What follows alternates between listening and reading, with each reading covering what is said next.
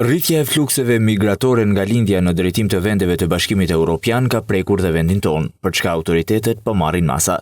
Gjatë 2 viteve të ardhshme, Shqipëria parashikon ngritjen e të paktën 20 qendrave të reja pritse për emigrantët. Kësaj autoritetet parashikojnë ngritjen e 10 pikave të reja të akomodimit në qarkun e Korçës, 3 në ato të Gjirokastrës dhe një numër të konsiderueshëm në qarkun e Vlorës. Kapacitete që variojnë nga 100 deri në 410 shtetër. Plani bazohet në projekt vendimin për miratimin e planit kombëtar të kontingjencës për flukset e përzjera migratore 2026-2028.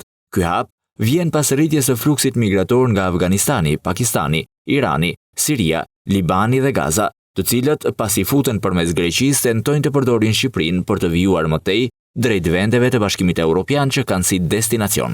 Autoritetet bëjnë me dije se shkak për këtë hap është bërë dhe shtimi grupeve vulnerabël si fëmijë të pashoqëruar dhe gra që vinë nga vendet e treta, por edhe për shkak të parafrimit me standardet e BE-s si pjesë e detyrimeve ndërkombëtare në rrugën e Shqipërisë drejt integrimit në Union. Qendrat synojnë të garantojnë strehim, ushqim, shërbime shëndetësore, social-psikologjike, regjistrim dhe menaxhim të sigurisë për çdo skenar të mundshëm. Aktualisht, kapacitetet prirëse janë kryesisht të përqendruara në Tiranë dhe në disa pika të tjera si Gërhot, Kakavi dhe Kapshtic, ku mbahen emigrantë të paligjshëm që kapen në vendin tonë në tentativë për të vijuar rrugën drejt shteteve anëtare të Bashkimit Evropian, që është destinacioni përfundimtar.